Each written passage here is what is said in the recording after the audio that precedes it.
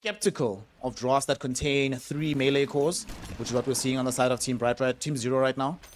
Not going to be the easiest game in the world for them. That being said, I do think if they can win their lanes, this is one of those games you can just roll over and just keep running at them, make them run out of options, force them to always have to respond to moves instead of them being able to make them proactively. Already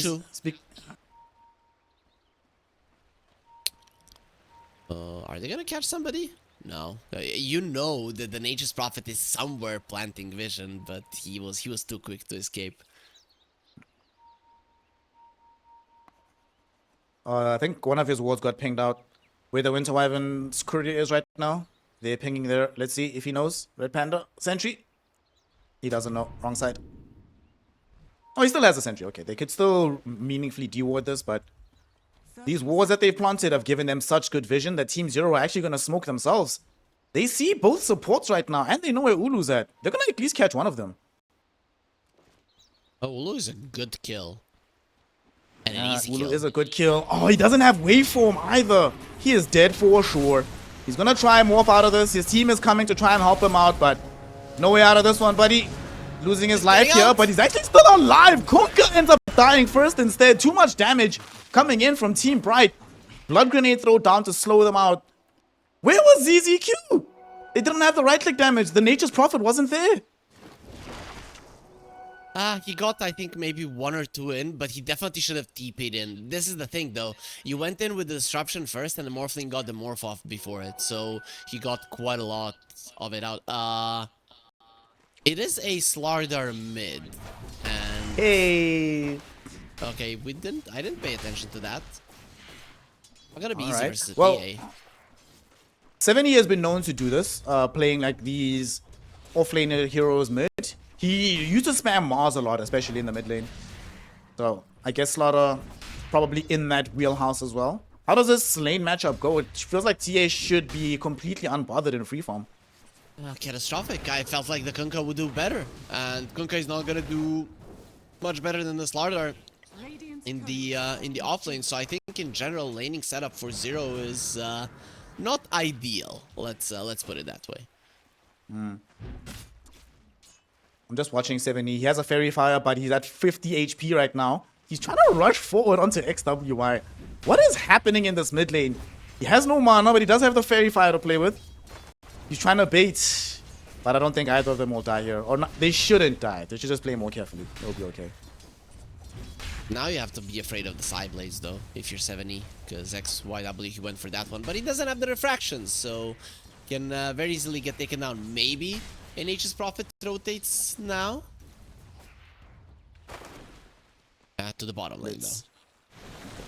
Well, that's going to get them a kill, potentially, because Red Panda going to be forced to embrace himself, but with the Arctic Burn trying to fly away, why did they stop attacking? What happened? They lost vision as he flew over the trees. Oh no, Red Panda compounding the misery that Team Zero have experienced in this game so far. Yeah, this is looking good for Bright.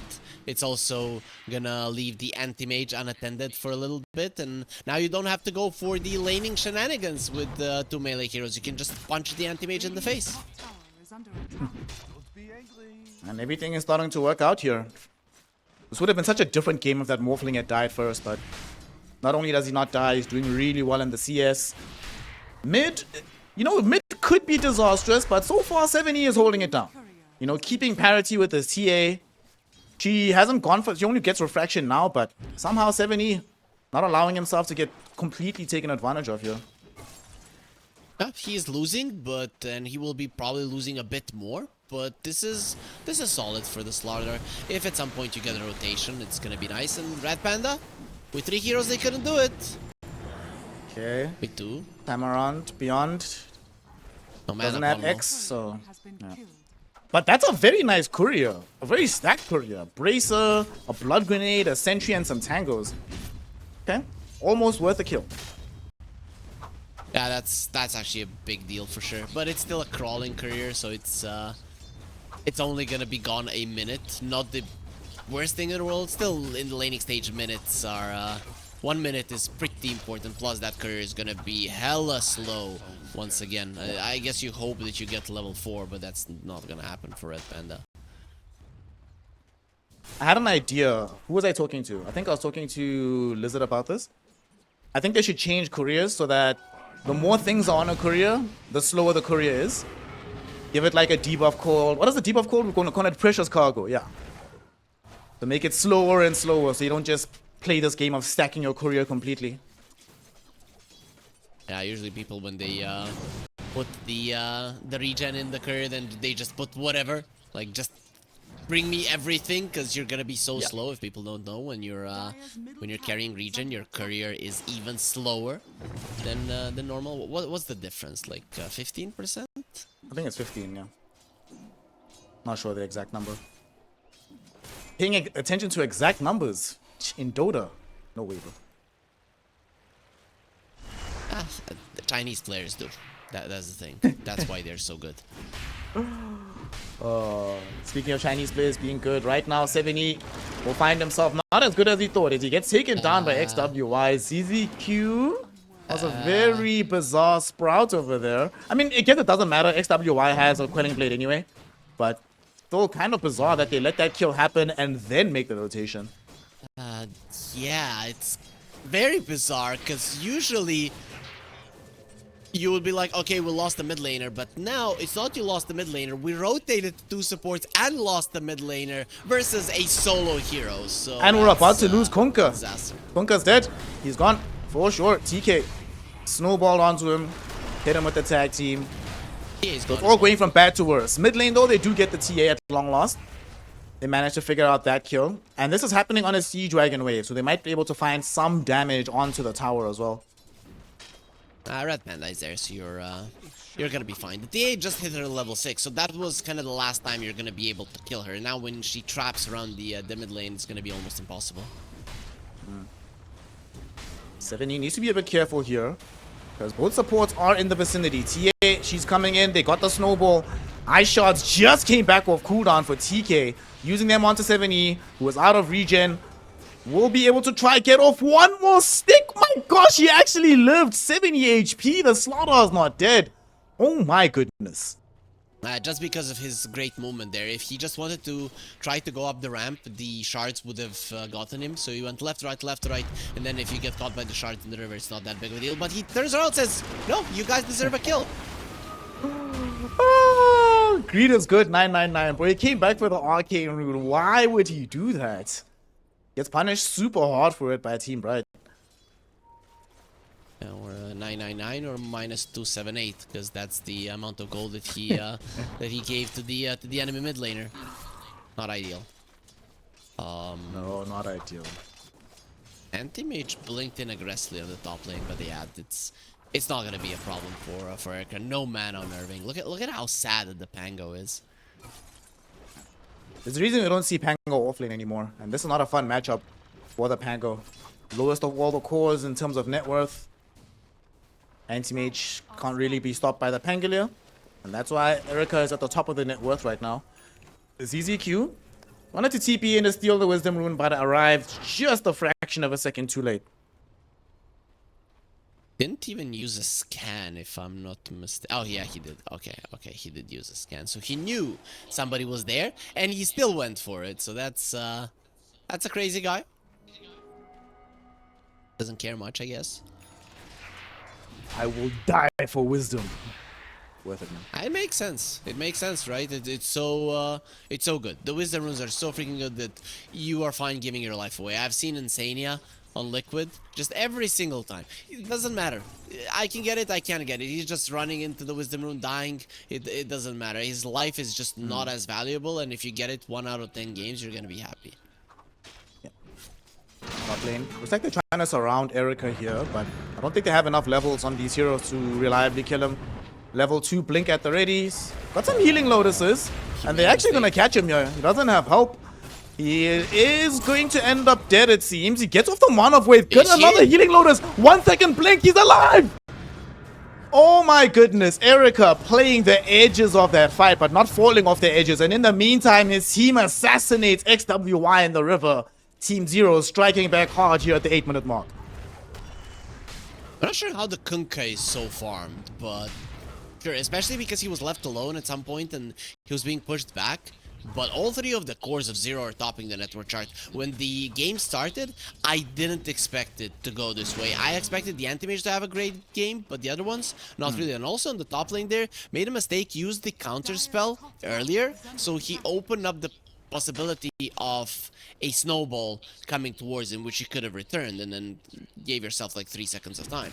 And I thought that at that point it was over, they're just gonna kill him, but just not enough damage. That's such a huge problem for them. And as the anti-mage gets stronger and stronger, it becomes even more difficult to achieve these kills. Right now, fortunately, they haven't given up that much map control. You know, they have all their towers still. They're all really healthy. Which has been a surprising theme throughout this entire series, that tower damage has been derelict by pretty much both lineups. In this lineup, at least Bright should be a little bit better in taking him down once there's more levels on the TA and items, of course. Oh, what a sprout. Nice, nice, nice. Gonna hold TK in position. Snowball, though, will allow him to dodge the Slithering Crush and roll on forward onto the Shadow Demon, but will still end up dead. In the meantime, they also caught Irving. Earner Shadows from ZZQ ensures that he goes down. And that's 2 kills that they find in the top. Once again, they cannot muscle the Anti-Mage off his lane. And they'll just get all the net worth, all the goodies for themselves. Okay, so Team Bright picked very greedy heroes, and with their greedy playstyle, they're just being punished for it. Like, so much. Mid lane. XWY manages to get up. I think it's the fact that right now they can't really make any moves on the map, right? They need still so much time and items, and levels as well. All of these heroes kind of useless without having high amounts of XP. That is true. At this point, it's hard, right? But you had a Tusk. He could have been anywhere on the map. Usually, you would like to go to the lane where you have the most number of heroes. So bottom lane camping would have been quite nice. It's not like you were helping on the top lane anyways. So that's maybe what they could have done. But now it's farming time for Bright. That's why Slaughter got the Blink Dagger, and I think he's gonna be showing Irving how it's done when you get it early. Slaughter had a surprisingly good laning phase, and will be able to leverage that strength elsewhere on the map. Probably gonna go bottom, because they already have Kunkka and Ponlo positioned in the area, and that's indeed where he goes. Getting the kill onto Ulu would be phenomenal. And Ulu, right now, he's in high agi. He's dead. He's dead. He's dead. He's dead. He's dead. Bye-bye. Peace out, Ulu. Oh, no, he actually got off the morph. They didn't coordinate this move properly, so he might actually survive this. Get the boat off, but there's still too much damage, and nobody came in to help him, so he just ends up dead. At least you get the mid lane tower for this. So at this point, as we mentioned, it is going to be greed for Team Bright, where they're just going to be focusing on farming, but also they're pretty solid at shoving out the waves, especially with the TA. So you pressure towers as much as you can, so that even when you're losing heroes, you're gaining ground on the map. Once you get all of your items, you might have more map control to equalize the goal that is undoubtedly going to be in Zero's favor at that point. Tier 1 tower bottom will fall. They return in time to defend their own tier 1 in the top lane. But they might just want to overwhelm this with numbers from Team Bright. The entire team is here. So ZZQ probably going to end up dead in the situation. Irving abandons him to his own fate and says, sorry, bro. Oh, 7E rather. I'm still thinking of Irving from the previous game. The Slaughter is played by a different guy right now, but this was really smart from both Team Bright and Zero. I'm really liking that 7E read that situation properly. Like, nobody's showing on the map. Yeah, I'm not gonna jump here. I think if they had the Kunkka bow, they probably would have TP'd a lot of heroes, but without it, it's just not worth the fight. 7E. Get some damage out onto Irving, force him to just roll away with the Rolling Thunder. He knew he's not going to do anything drastic there. Just to remind him, hey man, this game's not free for you. Just relax, just chill. A bit of a skirmish there between the carries. That big of deal Morphling trying to assert dominance until the Anti-Mage is just a god in this game. I'm thinking Battle Fury, Manta, Skadi in this game, and you've just won. It's how it goes. A Scar. Man, I haven't seen Scardy in such a long time. Yeah, That but item look at needs it. to be in every Morphling single TA. game. It's Yeah, just you have to perfect. ban. It's so good. Yeah. Hell, Morphling, the TAs here. Even against Winter Wyvern, that item can be quite useful. For sure. Maybe you get an Aghanim Scepter, though.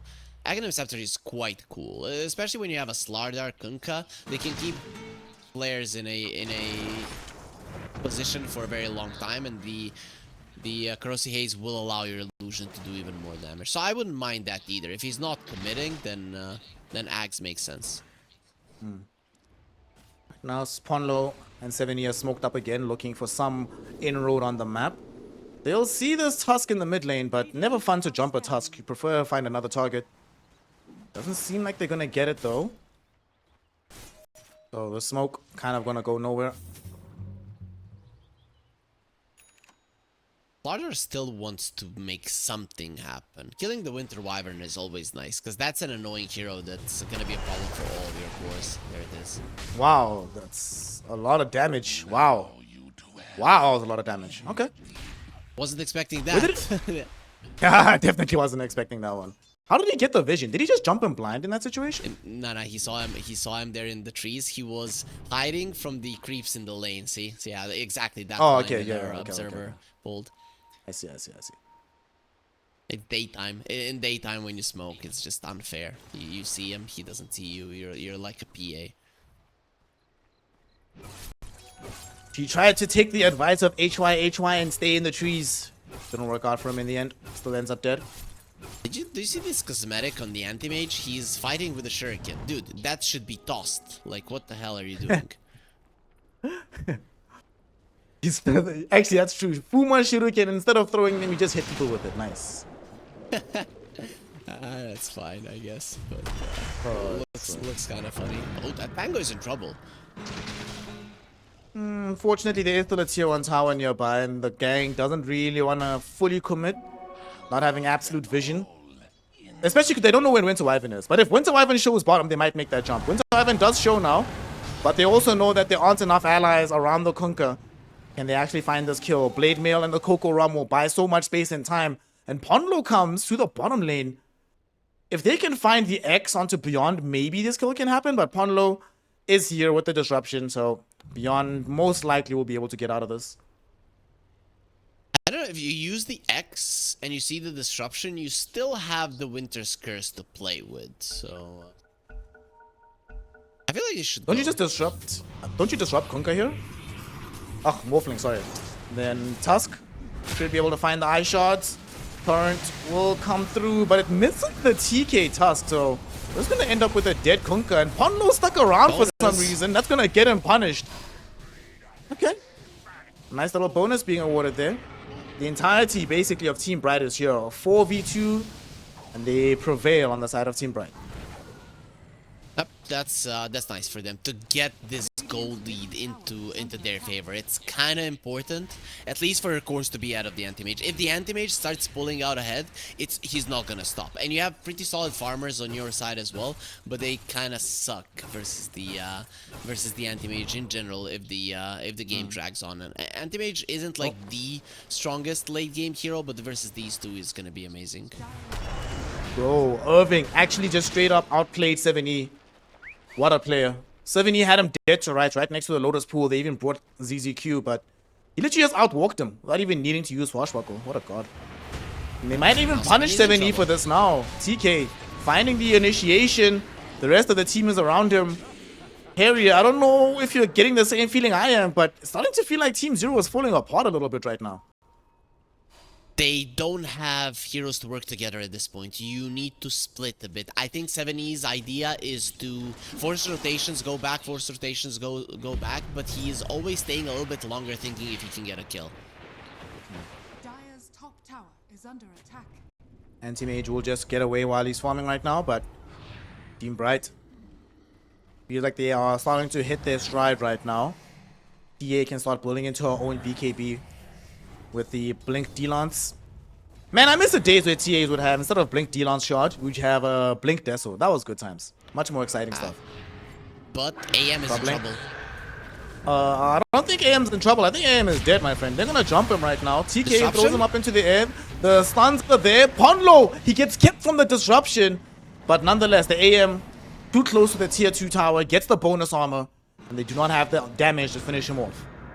Yeah, if they had the build on the TA that you talked about the Deso, that would have been a very dead anti-mage. But yeah, you take your range and just attack from afar like a coward. And this is the result.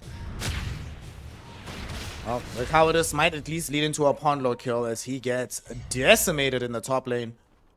And that's gonna allow them to put some pressure onto the tier 2 tower. This game is just starting to feel very fresh for Team Bright. And they're actually gonna go for Roche. Look where Ulu is. Mans is already in the Roshan pit. He's like, I don't even know why y'all are fighting. I'm trying to get in Aegis and win the game, boys.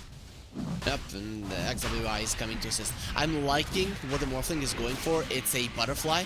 Anti-Mage is not going to be getting an MKB anytime soon, and this is a timing that you're going to be able to hit, right? Anti-Mage, it can be super strong versus these two melee heroes, but he doesn't do anything versus a butterfly, so you can go for that timing on the Morphling and be this unstoppable force. I really like what Ulu is going for. Okay, I've got an idea, bro. Let's go. So, the Slaughter 25 talent. Change the 25 Corrosive Haze Undispellable. Swap it around with like Slithering Crush damage. And then make the new 25 talent that Corrosive Haze gives True Strike. Yeah, and how would you feel about make that? Slaughter the strongest hero in the world. Sure, I agree. Hey, let's go. Level 20, Corrosive Haze Undispellable. GG. Ulu left all alone. Radiant's middle tower is under attack. Ulu is left all alone after they found the kill onto Beyond. And he's not the one carrying the Aegis. They gave the Aegis the protection to XWI. And it looks like Ulu... I don't know what that means. Gajan? Is he complaining about lag? That's what I would imagine is the case. Yep, he should have been able to blink out a second ago, and now I think Anti-Mage might get the hit in before the animation is there. Let's see. Let's see. He's gonna try to get out. He will be able to blink, but does he escape is the question. They're chasing him. They really want him. He's toying with them with the illusions. But unfortunately, the only person... If your name is not Arme or Ana, you can't do the illusion tricks, boy. Ends up dead, and that is a massive kill. He turned himself into back into the anti-mage after he started juking with illusions, so that was kind of easy for the enemies to understand which is the real one. Bottom tower is under attack. That kill is huge. That means no tier 2 towers are going to emerge from this Aegis timing, I don't think. That means closer to the BKB for Slaughter. Is under attack. And with Morphling off the table, right now they feel so confident. They want to go middle. Did they make this jump happen? They're looking for it. They find Red Panda first and Firmas. And they almost kill him off. But he does get into the Cold Embrace. Not enough to save him though. ZZQ trying to TP out. Will be stopped by the Rolling Thunder. And the Snowball from TK to drag XWI back from the rest of the fray. Will ensure that they keep the TA alive. 1-for-1 trade in this mid lane. Let's see if anybody has the temerity to try and search for something more. It looks like 7E is the one that's gonna have that daring. Jumping forward for TK. Not enough time on the disable. He's able to blink away onto the high ground, but here comes the anti-mage. Erica, he wants the Mana Void, can't find it, as the Walrus Punch delays it from happening. But I'm not so sure that Irving will be as lucky, as he gets dragged back in by the X. Mana Void brings him down. And Team Zero starting to announce themselves on this map right now. Things have been going well for them in these last 2 minutes. Let's see how much further they can go.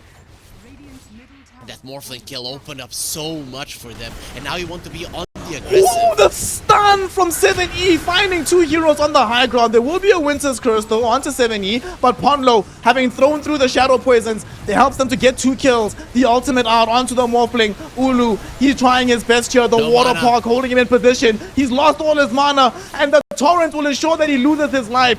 TK cannot save him on this task. He bought back for nothing. As they kill off XWI first, taking away the Aegis. They're trying to get the dieback out onto this Tusk, and they will succeed in doing so. XWI can at least claim safety and refuge behind the tier 2 tower. But man, Team Zero, from that Morphling kill, they swept across the entire map area, and they're just getting everything they want at the moment.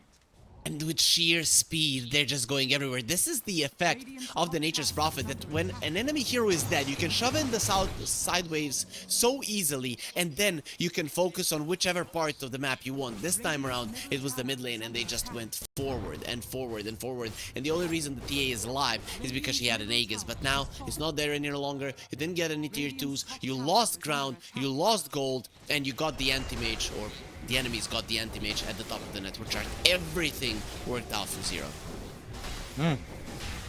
Now all of a sudden we are 800 gold away from both Slaughter and the Kunkka having access to their BKBs. The map is starting to feel like a scary place for Team Bright, but all hope is not lost. They still have heroes that can make things happen on the map, but they will need a few more items. The Morphling build that you mentioned, he's still trying to get himself towards it. But the TA does have BKB, so XWI is better equipped to actually stand her ground in a fight right now. The Aghanim Scepter and the Anti-Mage will be done though. So creating chaos in fights, it's gonna be easy. It's gonna be easier to find the Winter Wyvern. It's gonna be easier to force out those BKBs. It's gonna be easier to give vision for the Kunkka X. It's just gonna be easier for Zero to play in general. Team Zero. There will be a fight that starts bottom potentially as Ponlo gets jumped on by TK and then just gets absolutely demolished. Well, for Team Zero, they're not really playing around in Aegis here, so it's not that bad. It was Ponlo doing the jumping though. He blinked in forward and he just got met with traps and multiple enemy heroes. It's just so unfortunate, and Ponlo has been dying quite a lot in this series. Yeah, he has. This game is not so bad, but it's still not been great. Meantime, speaking of deaths, Erica might suffer one here. This is huge. Can they find him? Red Panda looking for the angle for the curse, but he can't get there just yet because 7E interrupts with the big slithering crush. We'll get cursed for his efforts though, so that probably means the death of 7E. And Ponlo, he just died, so he just respawned. Not going to be in range for the disruption. And that will lead into the death of the Slaughter. Very awkward situation there, how Erica got caught out initially.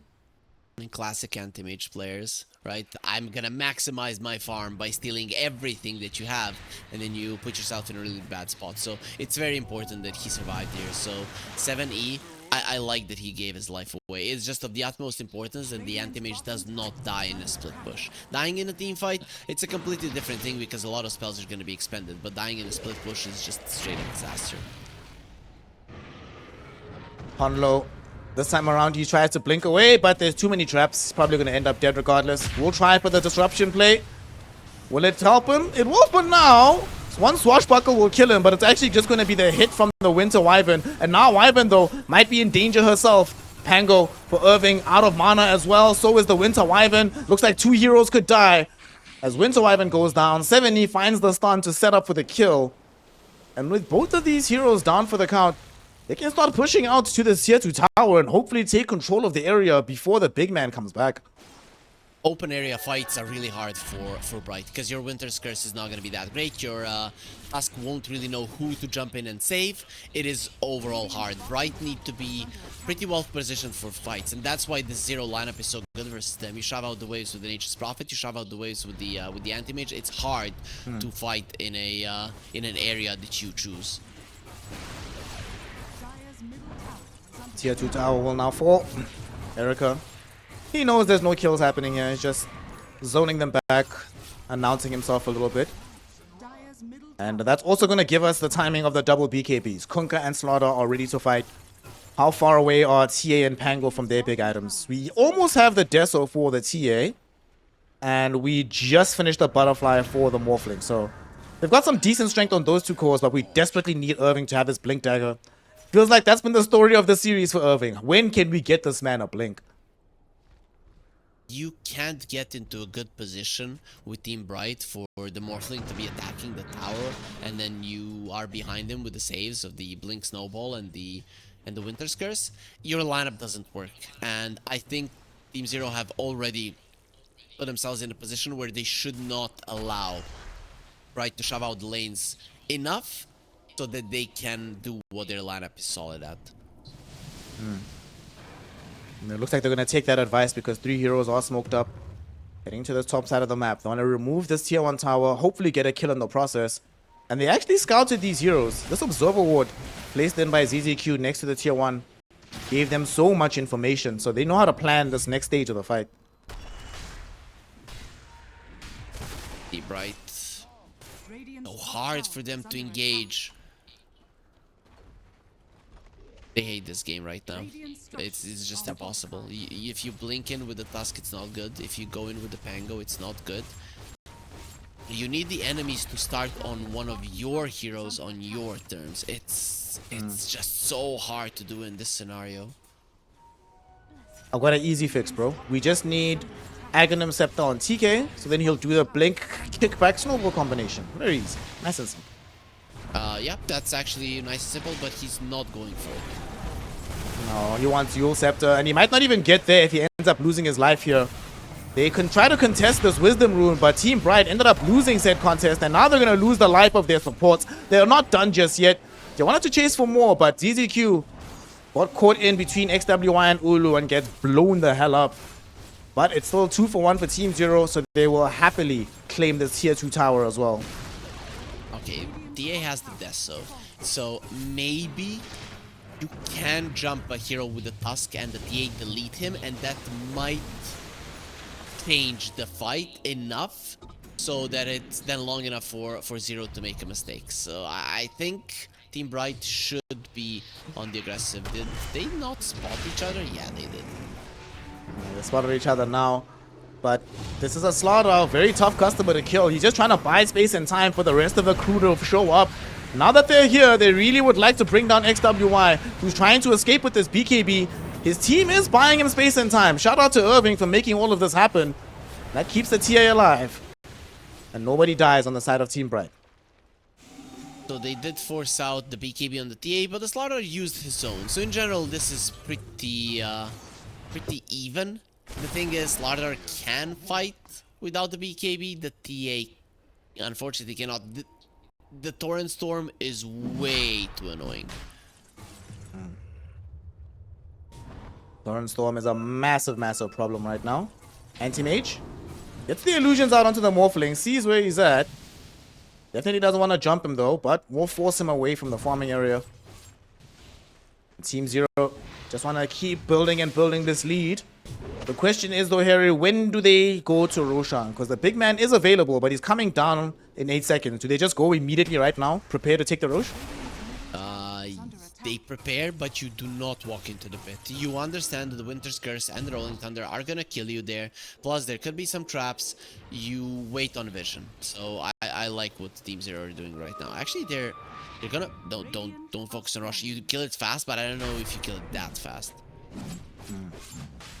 Well, looks like they're gonna spam him with corrosive hazes and let Erica be the one to continually right-click him. They're gonna put the impetus out onto the Team Bright. They scout out Ponlo first. He does blink away. Oh, 7E with the 2-hero crush, but not enough follow-up. The Rolling Thunder will ensure that the Ghost Ship doesn't connect from the Kunkka. And now Team Bright just trying to beat a hasty retreat here. The Tidal Wave trying to pull in the Morphling. He does get himself away here. The Rolling Thunder is about to end. So their fighting prowess has drastically decreased on the side of Team Bright. They still have access to the Winter's Curse. Not anymore. All the mana has been burned away from this Winter Wyvern. Erica will be able to bring him down, but at the same time, they're losing their support on the back end of the fight because XWY has just too much physical damage. Speaking of him, He's back. he gets jumped on right now by 7E. Red Panda, he brought back, but he's gonna die back almost immediately. TK, what can he do here? Drag back in by the X. He is Blink Daggers, trying to buy as much time as possible. He goes down, hits onto 7E, but no angle for a Blink. So he will end up dead here, granting a triple kill to Erica. And yet another team fight win for Team Zero. Well, good positioning there from the Slaughter so that the Tusk doesn't get to the low ground and and remains on the high ground. Just very nice read of the situation. But the Anti-Mage is destroying them. He's just sending in illusions, and you could see even in a fight that was kind of concentrated from Team Bright at a certain area, the Anti-Mage sends in a couple of Blink fragments. They start breaking their formation, and then it's just so easy for the pickoffs to come through. Team Bright are helpless in that kind of a scenario. They bring down the two supports. The two supports don't do anything. Once the fight is all around, the anti-mage just jumps from one end to the other. The starter does the same, while the Kunkka is catching and being annoying from the backlines. It's so easy to fight from the dire side. 70 getting yet another good catch. He finds Irving, but Irving is able to roll himself away. So I don't think he dies here. ZZQ though, trying to ensure that he does, forcing him to TP out here, which he will succeed in doing. Man, Team Zero, they're just pressing them all across the map. And unfortunately, you know, they just have such an ease of execution for starting their fights. But Team Bright, their fight starting is, alright, XWI blinks on a support, blows him up. But how do they initiate onto these cores? Are they gonna chase on this Morphling? It seems that they are, as the anti-mage is coming from the side as well. Uh-oh. They have vision too. He's walking right underneath an observer ward. He's trying to TP out. Will they catch him in time? No, they won't. He barely gets out, but they knew where he was at. They knew where he was at. Tusk though might not be so lucky. As TK just gets ran down by Erica. Wicked 6 streak for the anti-mage. And that's one more kill for the side of Team Zero. Usually we don't see the anti-mage two-shotting people, but when the corrosive haze is on them, you have this 300 damage, a lot of attack speed on the anti-mage because of the butterfly. It's just so easy to bring down the supports. And Team Bright, their lineup does not work if even one of them is dead. It's not the same for Zero. I also like how he went for this Defiant Shell, making it much harder for the Morphling to even want to close him down and attack him. Good stuff from Erica. Leads into a tier 3 tower. However, we now have a BKB for the Morphling. So they do have the dual BKBs for Team Bright. What they don't have is an easy path into the fight, but they do have all their ultimates, so they might try once the Tusk is back. Irving is farming his Aghanims. I feel like it's the name of this the series. Like, what have you seen in this series? That Irving was farming, and I'm not sure that's what you want to see if you're Team Bright. Irving definitely has had a rough going of Game 3. Just trying to recover. Erica, he's chilling, man. There were some issues that happened in Game 2 on the Medusa, you know, some definite misplays that he did. But in Game 3, he's showing what's up. That he still deserves to be noted as a high tier carry. And there's that Skadi you wanted. Skadi Aghanims Butterfly Manta style with an AD rune in the pocket. Let's go, baby. Yeah, and Anti-Mage is a mixture of magical and physical damage, so the AD rune is amazing on him. But an MKB on the TA is there. So, Anti-Mage now, if you can hide this MKB, maybe can be caught off guard.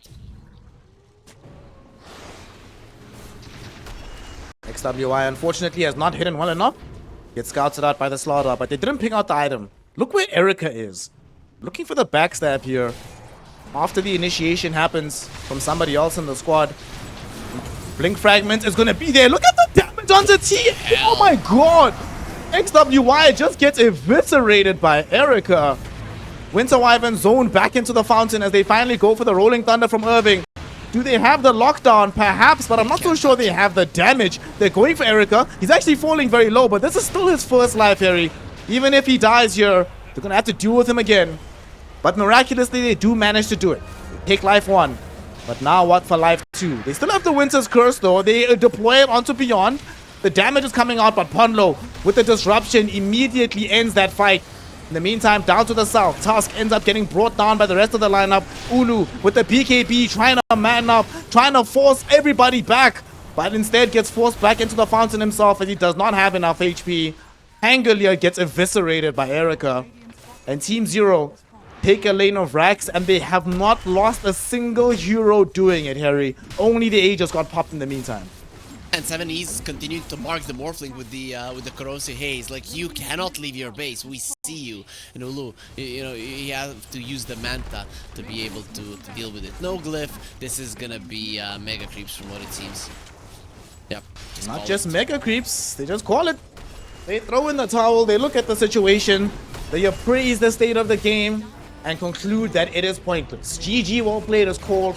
Team Zero will win the series 2-1.